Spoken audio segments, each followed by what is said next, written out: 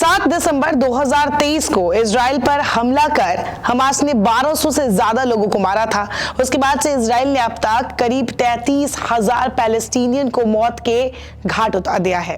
क्या क्रिसमस, क्या नया साल, क्या ईद, इजराइल ने गाजा पर और वेस्ट बैंक में लगातार बमबारी और गोलीबारी की। अब पापों का घड़ा एक दिन तो जरूर फूटता है। कहा जा रहा है कि इंटरनेशनल क्रिमिनल कोर्ट में नेतन्याहू के खिलाफ अरेस्ट वारंट तक जारी हो सकता है। नेतन्याहू खुद खौफ में है और बैठकें करके इससे बचने का रास्ता ढूंढ रहे हैं, दूसरे देशों से मदद मांग रहे हैं। तो क्या नेतन्याहू के वॉर क्राइम का चैप्टर खत्म होने वाला है? क्या आईसीसी कोर्ट में बेंजामिन नेतन्याहू को सजा मिलेगी? आईसीसी कोर्ट में तो रूसी राष्ट्रपति पुतिन के खिलाफ भी वारंट जारी किया गया था, लेकिन वो अब भी आजाद घूम रहे हैं। तो ऐसे में आईसीसी है क्या और इसके पास कितना पावर है? खुद टाइम्स ऑफ इजराइल कहता है कि गाजा में अंतर्राष्ट्रीय कानूनों को तोड़ने के आरोप में इजराइल के कई राजनेता और मिलिट्री लीडर्स के खिलाफ भी गिरफ्तारी वारंट जारी हो सकता है। एक रिपोर्ट के मुताबिक इजराइल को सूत्रों के हवाले से जानकारी मिली थी कि आईसीसी आने वाले समय में वारंट जारी करने पर विचार कर रही है। इसके बाद नेतन्याहू के ऑफिस में कई एक्सपर्ट्स ने इस मुद्दे पर इमरजेंसी मीटिंग भी की थी। इस दौरान वारंट को टालने के तरीकों पर चर्चा हुई थी। मीटिंग में इस बात पर सहमति बनी थी कि इजराइल अरेस्ट वारंट टालने के लिए आईसीसी और दूसरे डिप्लोमेटिक अधिकारियों से संपर्क करेगा। इसके अलावा पीएम नेतन्याहू ने ब्रिटेन और जर्मनी के विदेश मंत्रियों से भी इस मामले में मदद मांगी थी।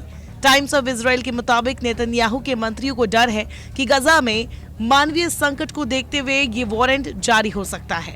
इससे पहले फरवरी में हमास की कैद से रिहा हुए कुछ इजरायलियों ने आईसीसी में हमास के वॉर क्राइम को लेकर भी शिकायत की थी। उन्होंने हमास पर किडनैपिंग, टॉर्चर और शारीरिक हिंसा का आरोप लगाया था। तो हमास पर भी कार्रवाई के बहुत ज्यादा चांसेस है। 1 जुलाई 2002 के इंटरनेशनल क्रिमिनल कोर्ट यानी आईसीसी की शुरुआत हुई थी। ये संस्था दुनिया भर में होने वाले वॉर क्राइम, नरसंहार और मानवता के खिलाफ अपराधों की जांच करती है। ये संस्था 1998 के रोम समझौते पर तैयार किए गए नियमों के आधार पर कार्रवाई करती है। इंटरनेशनल क्रिमिनल कोर्ट का मुख्यालय नीदरलैंड के द हेग में है। ब्रिटेन, कनाडा, जापान समेत 123 देश रोम समझौते के तहत इंटरनेशनल क्रिमिनल कोर्ट के सदस्य हैं। 31 देश ऐसे हैं जिन्होंने रोम समझौते पर दस्तखत तो किए हैं लेकिन मान्यता नहीं दी है। अमेरिका, रूस, यूक्रेन इन 31 देशों में शामिल है। वह भारत, चीन ने रोम संधि पर साइन ही नहीं किए थे, इसलिए वो आईसीसी के सदस्य नहीं है। आईसीसी ने यूक्रेन में बच्चों के अपहरण और डिपोर्टेशन के आरोपों के आधार पर रूस के राष्ट्रपति पुतिन के खिलाफ अरेस्ट वारंट जारी किया था। खुद यूक्रेन के राष्ट्रपति व्लादिमीर ज़ेलेंस्की ने गुहार लगाई थी, लेकिन कहा जाता है कि आईसीसी के इस कदम की तुलना टॉयलेट पेपर से करते हुए रूसी अधिकारियों ने इसे बेकार बता दिया था। तो क्या आईसीसी के पास ऐसी कोई ताकत नहीं है कि वो रूस के खिलाफ कार्रवाई कर सके? ये समझने के लिए एक बार आईसीसी की हिस्ट्री को समझना जरूरी हो जाता है। देशों के अपने क्रिमिनल कोर्ट तो होते हैं, लेकिन ये इंटरनेशनल कोर्ट है जो अंतर्राष्ट्रीय अपराधियों के खिलाफ मामला लेता है। यूएन का भी अपना कोर्ट है, इंटरनेशनल कोर्ट ऑफ जस्टिस। दोनों का आपस में कोई संबंध नहीं है। आईसीसी कोर्ट तब दखल देती है जब देश अपराधी पर खुद एक्शन ना ले रहा हो, खुद सरकार अपराध कर रहा हो। यहाँ तक कि ये कोर्ट वही मामले ले सकती है जो साल 2002 के बाद आए हो। इससे इसका दायरा अपने आप कम हो जाता है। इंटरनेशनल क्रिमिनल कोर्ट आरोपियों की गिरफ्तारी के लिए सभी सदस्य देशों को वारंट भेजता है। आईसीसी का ये वारंट सदस्य देशों के लिए सलाह की तरह होता है और वो इसे मानने के लिए बाध्य नहीं होते हैं। इसकी वजह यह है कि हर संप्रभु देश अपने आंतरिक और विदेश मामलों में नीति बनाने के लिए आजाद होता है। दूसरी अंतर्राष्ट्रीय संस्थाओं की तरह ही आईसीसी भी हर देश की संप्रभुता का सम्मान करती है। आईसीसी ने अगर नेतन्याहू के खिलाफ वारंट जारी कर भी दिया, लेकिन इसके पास अपनी कोई पुलिस फोर्स नहीं है। गिरफ्तारी के लिए वो पूरी तरह से अपने सदस्य देशों पर निर्भर है।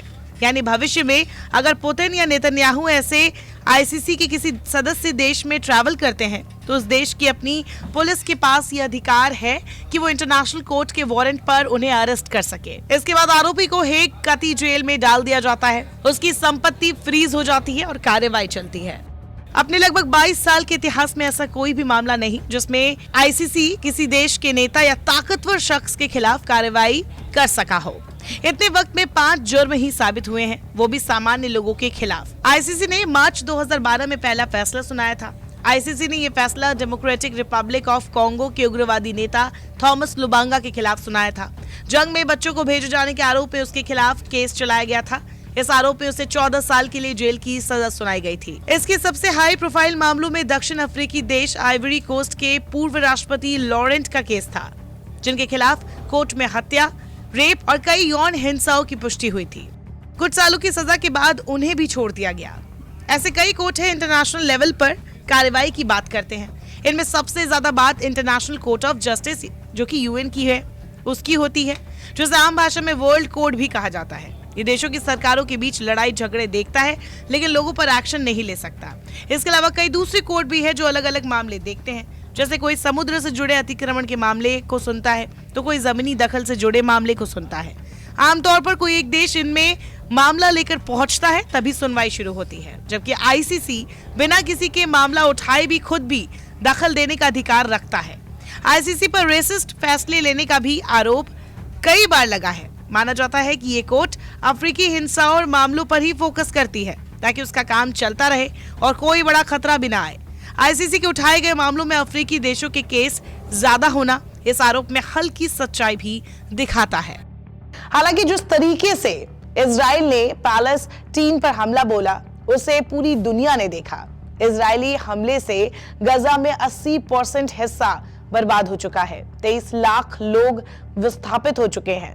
मतलब ना इनके पास रहने के लिए घर है, ना ही खाने पीने के लिए खाना, इलाज के लिए दवा तक मुहैया नहीं हो पा रही है। यूएन जैसे अंतर्राष्ट्रीय समुदाय बेबस और लाचार नजर आ रहा है।